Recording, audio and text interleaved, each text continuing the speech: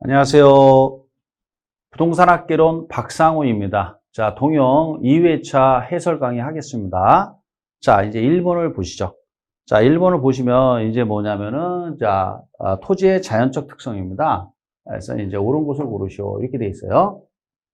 1회차에서도 언급한 바와 같이 이렇게, 박스 쳐놓고 옳은 곳, 틀린 거, 이런 문제의 유형이 증가했습니다. 자, 보시면 이제 볼게요. 보면은, 이제, 옳은 건 뭐냐. 그러면 이제, 기억본과, 그 다음에, 리을본이란 말이에요. 이게 맞고, 그 다음에 이제 리을본은 이제 동영 1회차에도 나왔던 지문이죠. 자, 그 다음에 이제 기억본은 무슨 말이냐면, 부동성 때문에 부동산 시장은 지역 시장이에요. 그 지역마다 다 이제 가격 수준이 다르죠. 그래서 이제 지자체가 지방세, 재산세죠. 부과할 때 지방세의 어떤 이 과표가 달라지니까 세액이 다 달라지겠죠. 지역마다. 그 얘기입니다. 그 다음에 이제 니은번, 디귿번 틀렸는데 왜 틀렸느냐? 여기 보시면 이제 뭐요? 장기란 말이다. 장기 또는 미래가 나오면 그거는 뭐야? 요게 부동성이 아니라 영속성입니다. 장기. 그 알고 계시면 편해요. 장기 또는 뭐야? 미래. 그럼 10중 8구 그거는 뭐야? 영속성입니다. 그 다음에 여기 보면 수급이라는 게 뭐냐면 수요와 공급이에요. 그게 불균형, 수급 불균형이 발생한다. 그래서 균형 가격의 형성을 제약한다, 어렵게 한다. 그럼 이건 뭐예요? 이게 인접성이 아니라 부증성이 됩니다. 그러니까 여러분 아시다시피 부증성은 어떻게 돼요? 공급옥순 수직이죠. 이렇게. 이것 때문에 그래요. 이게. 자, 이렇게 알고 계시면 돼요. 그럼 정답은 이제 기억과 리을이니까 1번이 되겠죠. 이렇게. 자, 그래서 이제, 됐고요. 자, 그 다음에 이제, 보면 이제 2번 보겠습니다. 자, 2번에 보면, 이제 이거는 뭐냐면, 2번은 이 정착물이에요. 이 정착물 문제를 가끔 냅니다. 이건 뭐 매번 내는 건 아니고, 아주 가끔 내요. 가끔 내는 건데 한번 보겠어요. 틀린 것을 고르시오. 근데 틀린 거는, 몇 번이냐면 이제, 4번이에요. 왜 틀렸느냐? 제거하여도 건물의 기능 및 효용에 손실이 없는 이렇게 나왔어요. 정착된 물건은 부동산이 아니라 뭐야? 동산이죠. 동산이고 쉽게 제거할 수 있으니까. 근데 이제 이게 원칙인데 예의가 있어요.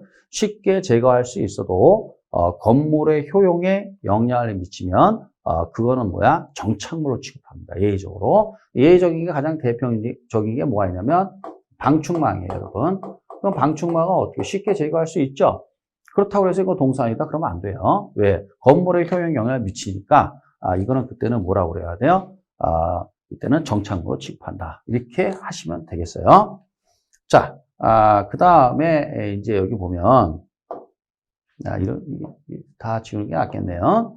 자, 그럼 이제 정답 4번이고, 틀린 건 이제 또 뭐냐. 자, 이제, 여기서 또 중요한 표현들은 뭐냐면 이런 거죠. 자, 2번에 보면, 여기 보세요. 토지에 정착되어 있고, 경장 노력을 요하지 않는 나무나 다년생 식물. 이거는 이제, 정원수 생각하시면 돼요, 정원수. 이거는 어떻게 해야 돼요? 정착물로 취급합니다. 그 다음에 이제 3번은 이거죠. 명인방법에 의한 수목의 집단. 임목법에 의해서 등기된 임목, 그 다음에 건물, 그 다음 미분리과실, 농작물. 이거는 어떻게 정착물이지만 토지의 일부가 아니라 독립된 부동산이죠. 이 정도 이렇게 알고 계시면 되겠습니다. 자, 그 다음에 이제 뭐냐면은 이제 다음 문제로 넘어갈게요. 다음 문제가 이제 뭡니까? 여기로 가야 되겠네요. 1위로. 자, 여기 보시면 이제 이게 몇 번이냐면 3번입니다. 3번은 뭐냐면은, 이제 보세요. 틀린 것을 고르시오. 이렇게 되어 있어요. 자, 그럼 이거 어떻게 해야 돼요? 이 지문 하나하나를 다 봐야 되겠죠, 이게. 근데 이 공교롭게도, 이거는 뭐야? 정답이 뭐야? 5번이란 말이에요, 이게. 5번이 틀렸어요. 이게 다 보면 되나? 시간 많이 걸리죠? 그래서 이제 이런 문제들은 시간이 좀 많이 걸립니다. 자, 보세요. 자, 보세요. 재산세가 중과됐대요. 그럼 재산세는 임대주택 시장이라고 나왔어요. 그럼 임대주택 시장에 재산세는 누구한테 부과합니까? 임대인에게 부과해요. 그럼 임대인이 공급이란 말이죠. 그러면 어떻게 돼요? 공급이 감소해요. 맞죠? 임대료는 상승하고 그 다음에 이제 이거 제가 해설을 잘못했네요. 죄송합니다. 이거는 맞는 표현이죠. 맞는 표현이에요. 이게 제가 해설을 잘못했어요. 다시 할게요. 자, 틀린 것은 그래서 틀린 건 몇 번이죠? 2번이죠. 2번이 틀렸어요. 자, 다시 볼게요. 자, 여기 또 이제 동용 1회차하고 비슷한 질문 나왔죠. 가격 이외의 다른 요인 나왔어요. 그러면 이제 가격 이외의 다른 요인이니까 이거 중복되는 지문입니다. 그러면 이거는 뭐야? 수요의 변화예요. 그런데 여기 보세요. 동일한 수요선상에서 이렇게 돼 있잖아요. 상자 있죠? 상자. 이 상자가 있으면 이거는 뭐야? 수요량의 변화라는 얘기예요. 이거 무슨 변화? 이거는 수요량의 변화라는 얘기예요. 그러니까 앞에서는 수요의 변화고 뒤에서는 수요량의 변화. 미스매칭이죠. 그래서 이제 결국은 동용 1회차에서 설명한 거하고 마찬가지예요. 그래서 이걸 어떻게 고쳐야 되느냐? 고치기 위해서는 어떻게 해야 돼요? 동일한 빼고 수요 곡선 자체 이동 또는 뭐야? 수요 곡선의 이동 이렇게 표현을 해야 되는 거죠. 자, 됐고요. 그 다음에 1번 같은 경우는 이제 소득 효과에 대한 설명인데 이게 소득 효과가 뭐냐면 이런 얘기예요. 이제 월급이 일정할 때, 명목 소득이 일정할 때 가격이 오르면 물가가 상승하면 그 월급을 가지고 살 수 있는 재화량이 줄어들죠. 가격이 올랐으니까. 그래서 가격이 오르면 소비를 줄일 수밖에 없다. 그래서 가격과 소비, 즉 수요량은 마이너스 관계다라고 설명하는 게 소득 효과고, 그 다음에 좀 봐야 되는 건 이제 이거죠. 여기서 이제 여기 최대 수량이다. 그 다음에 최대 지불용이다. 요건 좀 보셔야 돼요. 그래서 이제 수요량, 공급량은 어떻게 되어 있냐면은 한마디로 얘기해서 최대 수량이고요. 그 다음에 이제 수요 가격은 최대 지불 용의가 되고, 그 다음에 공급 가격은 최소한의 가격이 됩니다. 조심하셔야 돼요. 그래서 수요 가격은 최대 지불 용의고, 그 다음에 공급 가격은 최소한의 가격이에요. 요 정도 이렇게 조심하시면 될 것 같아요. 나머지는 이제 뭐 된 것 같습니다. 자, 그렇게 있고요.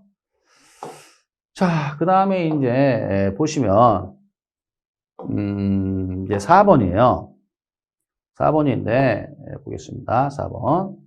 자, 그래서 틀린 걸 고르시오. 이렇게 되어 있어요. 4번인데 4번에 이제 틀린 건 이제 몇 번이냐? 5번이 일단 틀렸어요. 자, 그 5번이 왜 틀렸을까요? 한번 보세요. 여기 보면 비탄력적이라고 딱 나와 있죠. 비탄력적이다. 이렇게 돼 있어요. 그러면 비탄력적이라는 건 어떻게 해야 돼요? 가격의 변화율에 비해 수요량의 변화율이, 그렇죠? 수요량의 변화율이 크다. 이 크다라는 건 이건 뭐야? 탄력적이라는 얘기죠. 다시 설명하면 이런 얘기죠. 얘기하면 이 탄력성이라는 게 분모는 어떻게 돼요? 가격의 변화율이고 분자는 수요량의 변화율이란 말이에요. 그렇죠? 그럼 탄력적이라는 건 수요량의 변화율이 커야죠. 이게 커야지 1보다 클 테니까. 그래서 수요량의 변화율이 크다라는 것은 어떻게 돼요? 비탄력이 아니라 탄력 이렇게 되는 거고. 그 다음에 이제 1번 같은 경우에는 이제 우리 본고사 기출 지문이죠. 미세한 가격 변화에 다시 말하면 가격이 거의 변하지 않았는데도 불구하고 수요량이 무한히 변한다. 무한대라고 나왔죠. 완전 탄력적이다. 그 다음에 나머지는 된 것 같네요. 이렇게 요 지문 정도는 좀 조심하시면 되겠어요. 근데 여기 무한이라고 나왔죠. 무한대라고. 무한대는 뭐죠? 완전 탄력이죠. 뭐 이렇게 정도 알고 계시면 될 것 같아요. 자, 그 다음에 이제 5번이죠. 아이고 또 시작합니다. 이게 미안합니다. 자, 5번을 봅시다.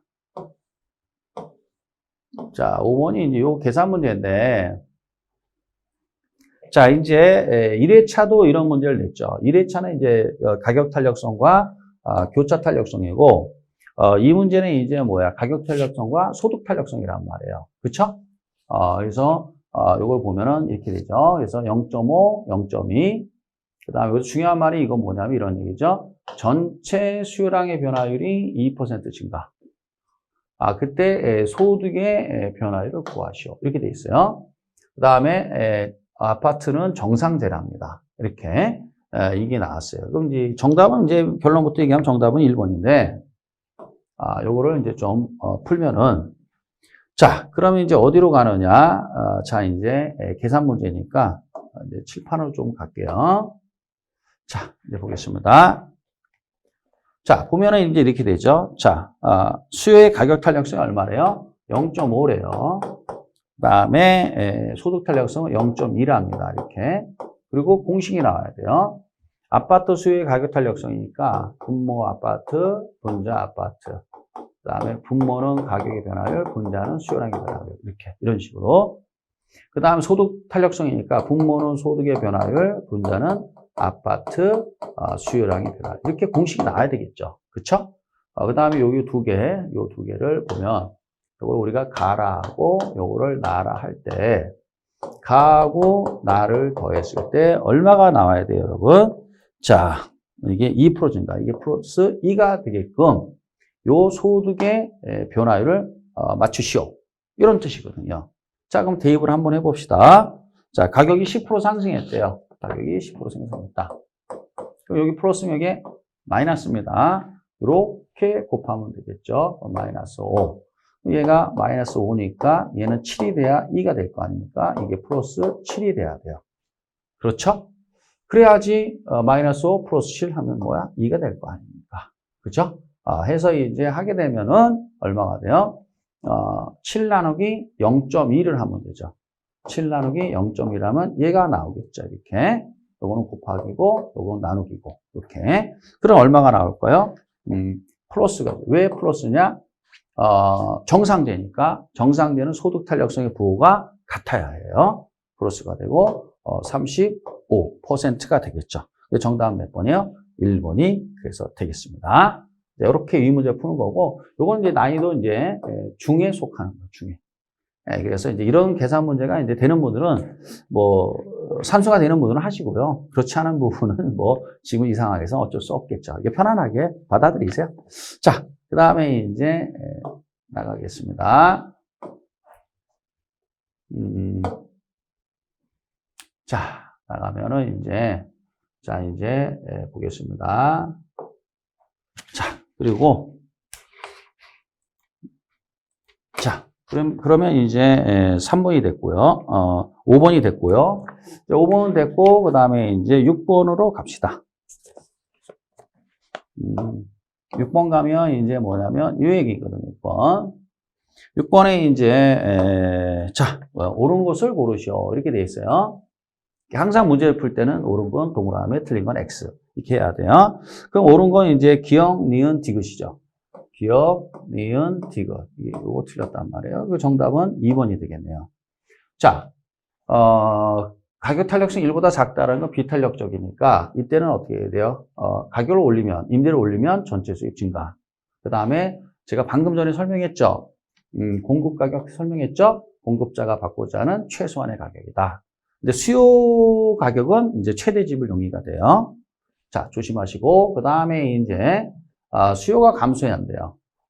수요가 감소하면 어떻게 돼요? 가격은 하락하겠죠. 자, 가격은 하락해요. 근데 여기서 하락폭을 물어봤어요. 폭을 물어봤거든요. 근데 이제 어떻게 해야 돼요? 작을수록, 그럼 뭐야? 비탄력적일수록. 그쵸? 그러면 비탄력적일수록 하락폭은 뭐야? 커집니다. 그래서 제가 뭐냐면 이렇게 외워두면 좋아요. 이런 문제는 비, 더, 탄, 덜. 이거 외워두면 좋아요. 이게 무슨 말이냐? 이런 뜻이에요. 그래서 비탄력적일수록 더 폭이 커지고 탄력적일수록 덜 폭이 작아진다. 그런 뜻이에요. 그래서 여기 보시면은 가격 탄력성이 작을수록 비탄력적이죠? 비더니까 폭은 커집니다. 그래서 커진다. 맞다 이거예요. 이렇게. 그 다음에 이제 뭐 탄력적이면 폭은 덜 작아진다. 이렇게 하면은 편하죠. 이렇게. 이런 식으로 문제 푸시면 좋아요. 자, 그러면 이제 리을번은 왜 틀렸어요? 보면 이제 이건 뭐 단순한 거죠. 단기는 당연히 더 비탄력적이죠. 그 다음 미음번에 보면, 자가주택 시장에서 재산세가 중과됐대요. 그러면 어떻게 해야 돼요? 주택을 소유하는 것이 부담스럽죠. 가장 대표적인 게 뭐, 재산세나 종부세 정도 되는데 부담스럽죠. 그럼 수요는 증가야, 감소야? 감소. 이런 식으로 상식적으로 푸시면 돼요.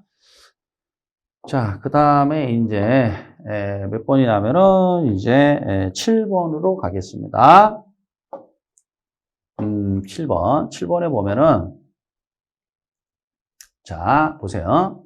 7번에 보면 이제, 요거 옳은 것을 고르시오. 이렇게 되어 있어요. 옳은 거. 그러면 이제 옳은 게 뭐냐? 그러면 이제 여기 맞고, 그 다음에 이게 틀렸죠. 이 경제지대는 이미 동용 1회차에서도 했었죠. 보세요. 어떤 생산 요소가 다른 용도로 전용되지 않도록 하기. 전용이란 말이 나왔죠. 이렇게. 그렇죠? 지급해야 하는 최소한의 가격이다. 이게 그럼 뭐예요? 이건 전용 수입이죠. 전용 수입. 그걸 뭐라 그래요? 전용 수입이다. 이렇게, 이 또는 이전 수입이다. 이렇게 표현하는 거죠. 그죠? 그래서 이건 경제지대가 아니죠. 그래서 경제지대라는 건 뭐예요? 생산 요소가 받는 총 보수 중에서 전용 수입을 초과하는 부분, 생산자 이용에 해당되는 게 경제지대죠. 파레토의 경제지대. 네, 그래서 이렇게 되겠고, 그 다음에 이제 이건 좀 외우셔야 될 거예요. 뭐냐면 토지에 대한 계량공사다. 그래서 추가적으로 일시적으로 발생한다. 이건 준지대다. 이렇게 이런 건 좀 암기하시는 게 편할 것 같고요. 그 다음에 이제 디귿번에 보면 이거죠. 차액지대는 비용이 아니죠. 비용이 아니므로 생산물 가격에 아무런 영향을 미치지 않는다. 거꾸로 어떻게 돼요? 생산물 가격에 의해서 지대가 결정된다. 그 얘기고. 그 다음에 이제 리을번 입찰지대. 그럼 입찰지대라는 건 뭐죠? 토지 이용자가 다 빼주고 남은 잉여 또는 뭐야? 초과 이윤이 토지 이용자가 지불할 수 있는 최대 지불 용의 또는 초과 이윤이 0이 되는 수준의 지대를 우리가 입찰지대라고 하죠. 외울 때 이거 외우면 좀 편해요. 그러면 자, 입찰지대잖아요. 입찰지대. 그래서 치읓 최대 지불 용의, 치읓 초과 이윤이 0이 되는 수준의 지대. 이렇게 외워두면 편안하죠. 자, 됐습니다. 자, 그 다음에 이제 8번으로 가야 되겠죠. 8번으로 가겠습니다. 8번이 여기 있네요. 8번에 보면 이제 자, 여기 보면 이제 뭐야? 8번이 이거죠. 틀린 것을 고르죠. 근데 역시 도시 내부 구조 이론이에요. 도시 내부 구조 이론이 뭐 빈번하게 나옵니다. 매년 나온다고는 전 뭐 장담 못 하는데 아주 빈번하게 나오는 게 뭐예요? 이 바로 이 도시 내부 구조 이론이에요. 그럼 자, 그러면 이제 틀린 건 몇 번이냐? 5번이 여기에 틀렸죠. 자, 동심원 이론에 의하면 도심에서 외곽으로 나아갈수록 범죄, 빈곤, 질병이 증가한다. 여기 감소하죠. 왜 그러느냐? 동심원 이론에서는 소득이 증가할수록 뭐야? 외곽으로 나간단 말이에요. 외곽으로 나가면 나갈수록 부자들이 거주해요. 그러니까 부자들이 거주하니까 빈곤은 감소하고 질병도 감소하고 그래야 되겠죠. 이렇게 반대죠. 그래서 이게 틀렸고 그 다음에 이제 여기 보면 다핵심 이론에서 부도심이 생기는 이유 중에 하나가 뭐야? 여기 보면 동종 활동, 유사 활동은 뭐야? 집적 이익을 노리고 어떻게 돼요? 모이죠. 부도시 발생한다. 부도시 발생한 원인 중에 하나가 되겠고, 그 다음 여기, 선형이론 나왔어요. 선형이론 나오면 무조건 뭐가 나와야 돼요? 교통망이 나와야 돼요. 교통망. 교통망을 따라서 선자가 부채선자니까, 부채꼴 모양 방사선 형태, 부채꼴 나오죠. 그 다음에, 요 주택가격의 지불 능력, 요걸 아셔야 돼요. 주택가격의 지불 능력을 강조한 게 누구예요? 바로 호이트입니다. 그러니까 호이트가 이 주택가격의 지불 능력이 도시의 어떤 공간을 어떤 분화 현상을 설명하는 데 가장 중요한 요인이다라고 내세운 게 주택가격의 지불 능력이 되겠습니다.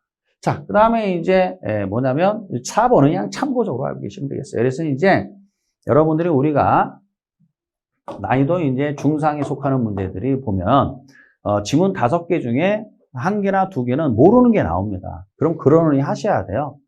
그거 갖고 자꾸만 거기에 집착하면은 정답을 못 찾아요. 그래서 항상 배운 데 답이 주로 있습니다. 만약에 이제 그렇게 처리하시면 되겠고, 진짜 어려운 문제는 그런 데서도 나올 수도 있어요. 그건 뭐 포기하는 문제죠. 그런 거 포기해도 합격하는 데 지장이 없습니다. 자, 됐고요. 자, 그 다음에 이제 보겠습니다. 그 다음에 자, 이번에는 이제 뭐냐면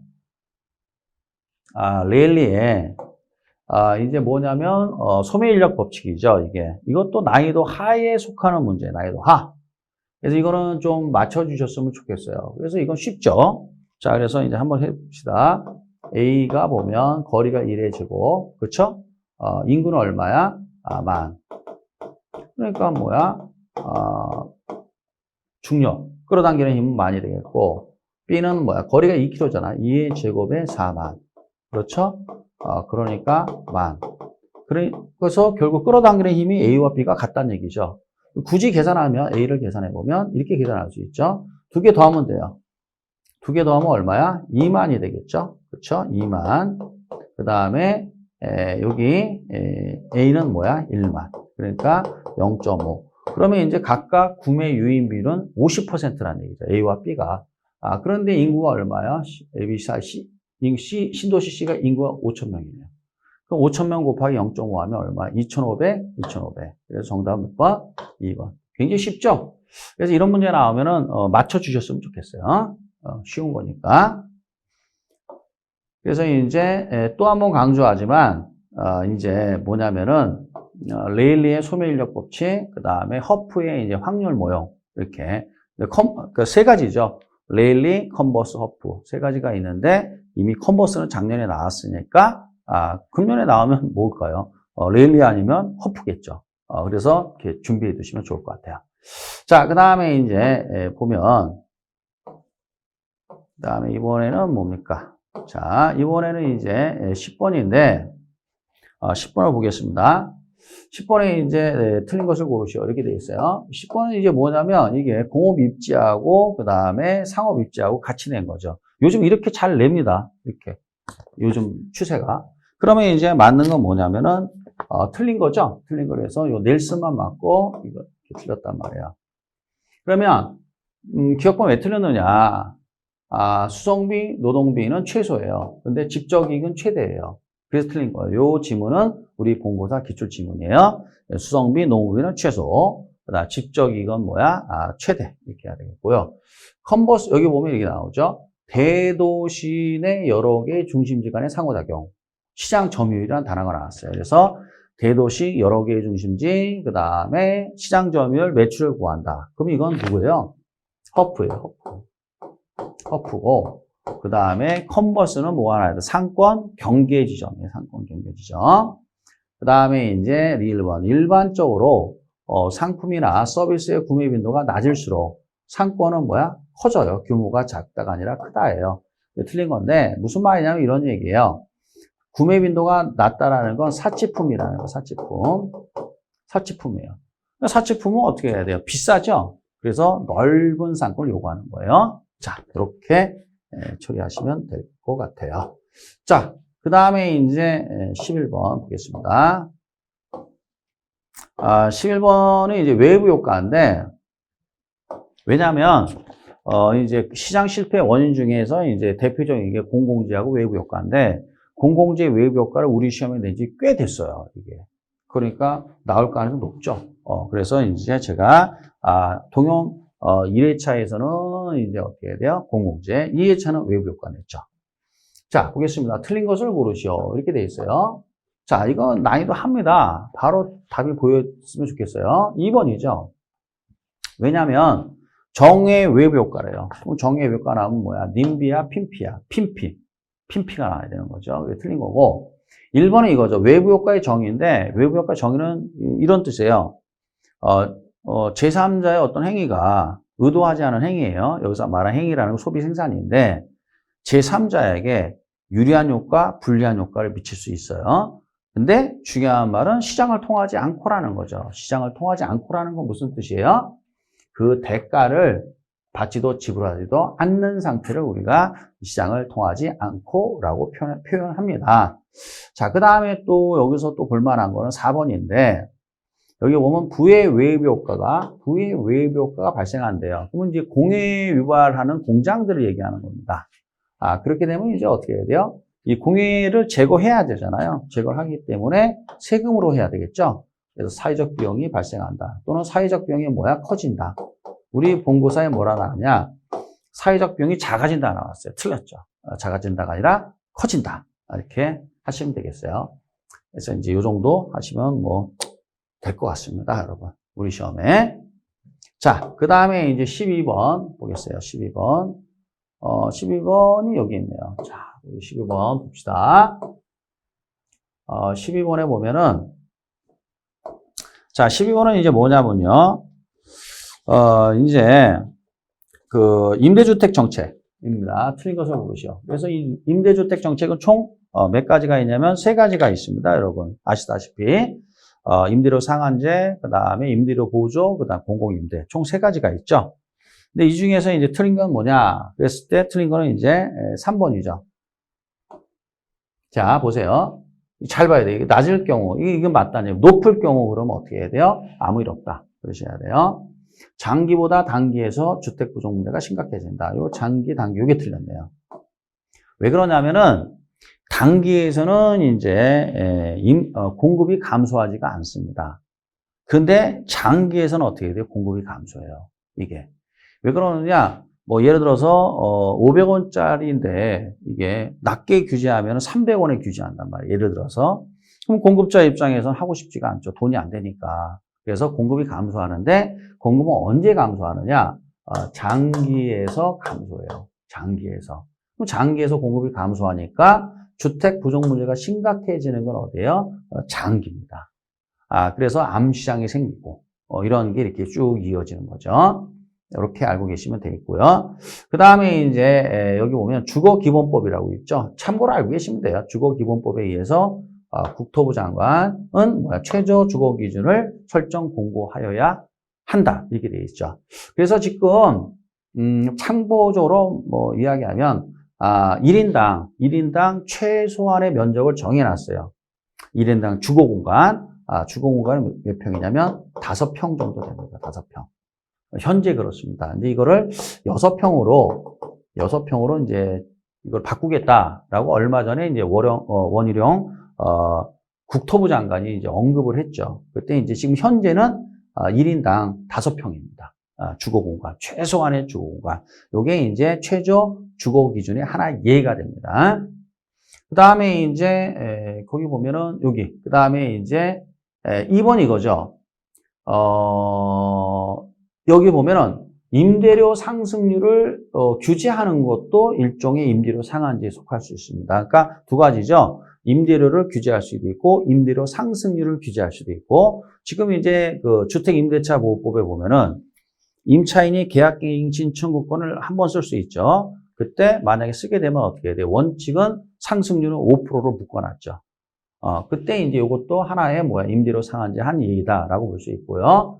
그 다음에 여기 주거급여라는 건 나왔는데, 그냥 이거 참고적으로 이렇게 알고 계시면 돼요. 우리가 주거급여하면 임차료를 주거급여를 하는데, 뭐 기타 등등도 있다. 정도 이렇게 알고 계시면 될 것 같아요. 자, 그 다음에 이제, 뭐로 가느냐. 자, 이제 13번이에요. 이 13번이 이제 이 분상제인데요. 이 분상제가 우리 시험에 잘 냅니다, 여러분. 이 분상제. 이게 잘 내니까 여러분들이 잘 알고 계셔야 되는 겁니다, 이거. 그래서 이제 분상제의 근거 법규는 뭐죠? 여러분 아시다시피 주택법에 의해서 딱 하고 있죠. 그러면 틀린 게 뭐냐? 여기 이제 4번이 틀렸죠. 뭐냐면 이 도시형 생활주택 때문에 그래요. 따라서 이 그 분상제 적용 지역이 뭐가 있냐면은 이제 공공택지, 그 다음에 민간택지 중에서 국토부 장관이 주거정책심의위원회 심의를 거쳐서 이제 고시하는 지역 두 군데가 있죠. 공공택지와 민간택지 두 군데가 있는데 거기서 어떻게 해야 돼요? 도시형 생활주택은 분상제를 적용하지 않습니다. 이거 우리 시험에 최근에 2번 나왔죠. 그렇게 알고 계시고 그 다음에 당연히 이제 1번에 보면 이렇게 분상제 적용한다. 그러면은 분양권 전매 제한 들어가요. 이게 투기 때문에 그렇습니다. 그 다음에 그 수분양자는 실거주해야 돼요. 실거주. 그래서 실거주가 2년, 3년 지역마다 편차가 있는 건데 우리 수준에선 실거주해야 되고 그 다음에 분양권 전매 제한 기간이 있다. 정도만 알고 계시면 되겠고요. 그 다음에 분상제도 하면 당연히 공급 위축되는 겁니다. 임대료 상한제가 됐든, 분상제가 됐든, 그래서 질이 나빠질 수 있다. 그 다음에 이제 3번에 보면, 이 분상제에서는 이제 분양가를 결정한단 말이에요, 이게. 그래서 이제 그 분양가를, 이제, 그, 시장군수구청장이 분양가 심사위원회에 의해서 이제 그것을 규제하게 되는데, 그 분양가격은 어떻게 택지비와 건축비로 구성되며 이렇게 돼요. 근데 토지 임대부 주택이라는 게 있어요. 요거는 뭐가 있냐면 분양가는 건축비만 있다. 정도 이게 법률의 규정인데 이렇게 알고 계시면 되겠습니다. 뭐 이 정도 하면 된 것 같아요. 자, 그 다음에 이제 14번 볼게요. 14번. 자, 14번 이건데 이제 14번입니다. 14번은 뭐냐면 이게 임대주택에 대한 설명이란 말이에요. 틀린 거 고르시오. 틀린 건 뭐냐면 이제 3번인데 여기 좀 어렵죠, 표현이. 여기 보면 일률적인 재산세라는 게 있어요. 이게 비례세라는 거, 비례세. 자, 비례세를 부과하게 되면 역진세가 나와요. 역진세라는 게 뭐냐면 거꾸로 가는 세금이라 해서 재산이 많은 사람이 세금을 적게 내고 재산이 없는 사람이 세금을 많이 내는 걸 역진세라고 그래요. 그래서 여러분 재산세나 종부세 배우셨을 거예요.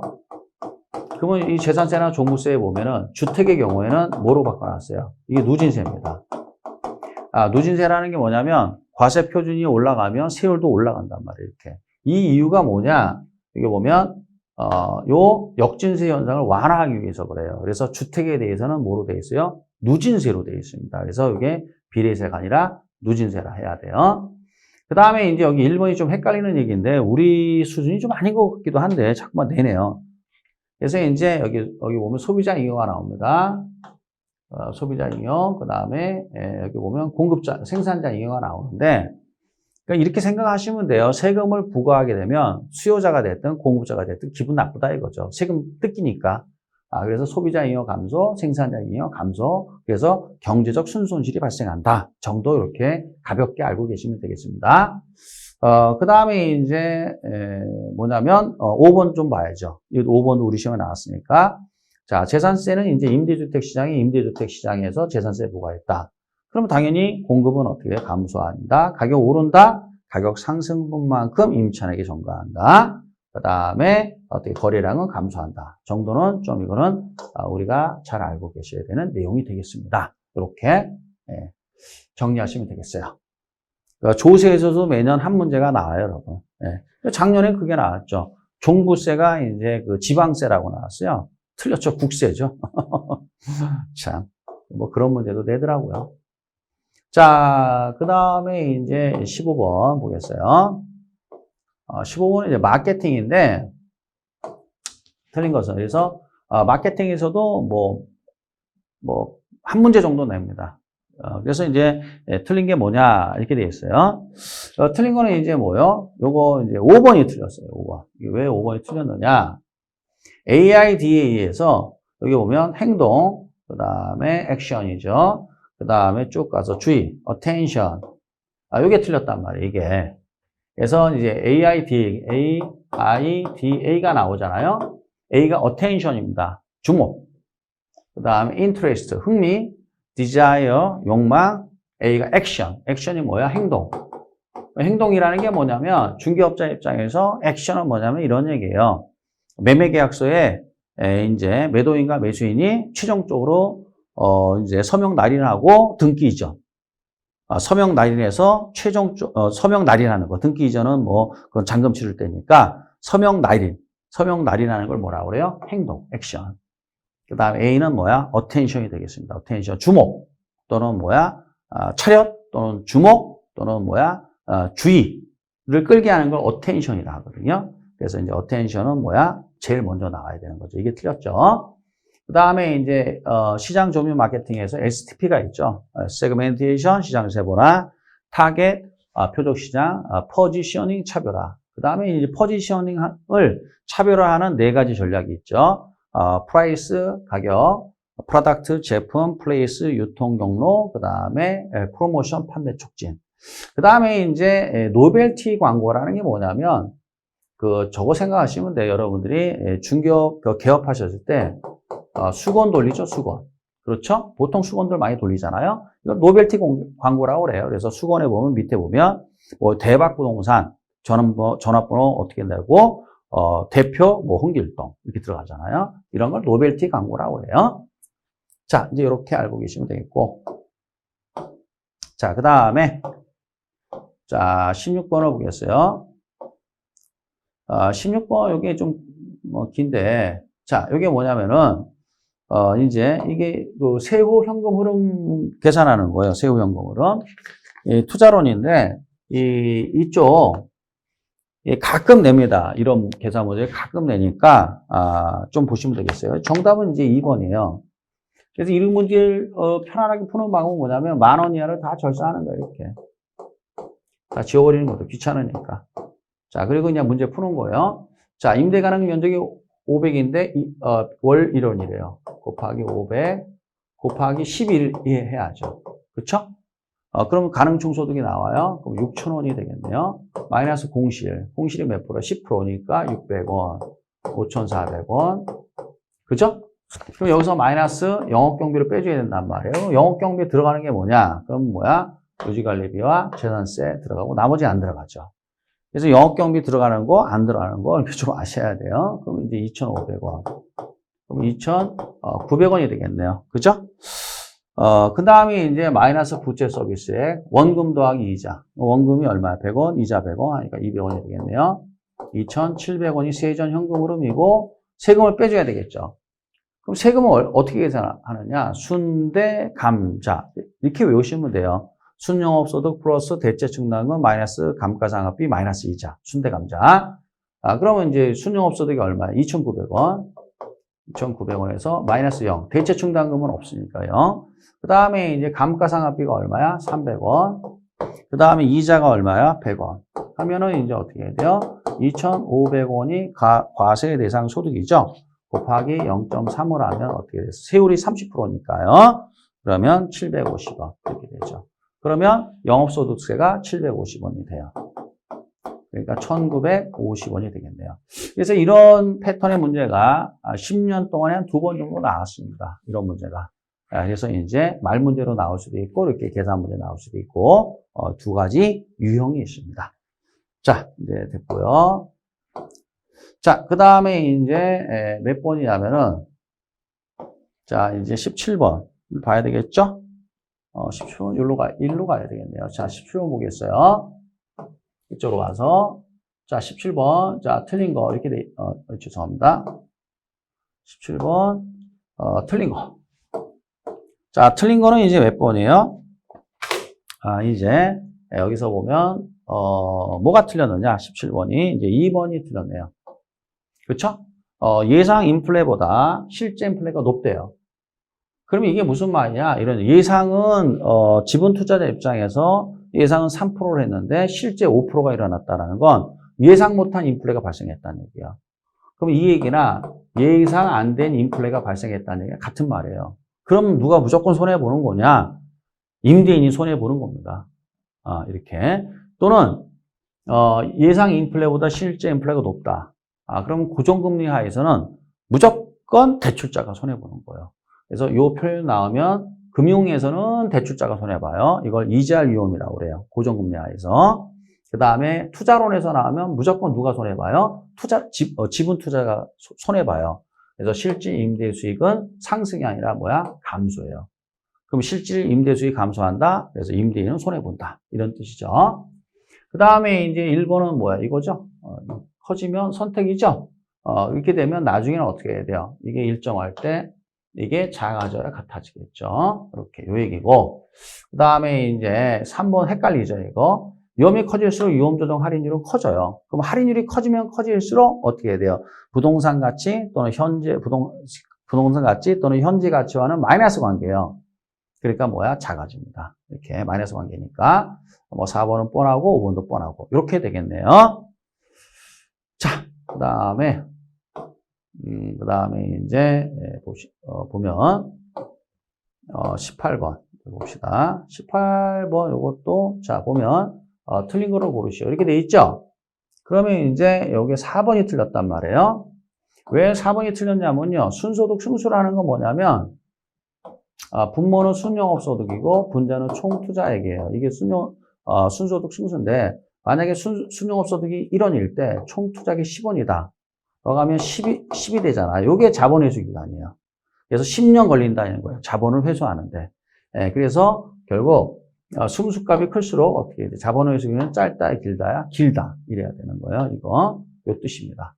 그 다음에 이제 뭐 1번 뻔하고, 2번도 뻔하고, 3번 뻔하고, 5번도 뻔하고, 다 뻔한 내용이네요. 그죠? 그래서 이제 순소득 순수를, 다른 말로 뭐라고 그래요? 자본 회수 기간이라고도 한다. 정도, 이렇게 알고 계시면 되겠어요.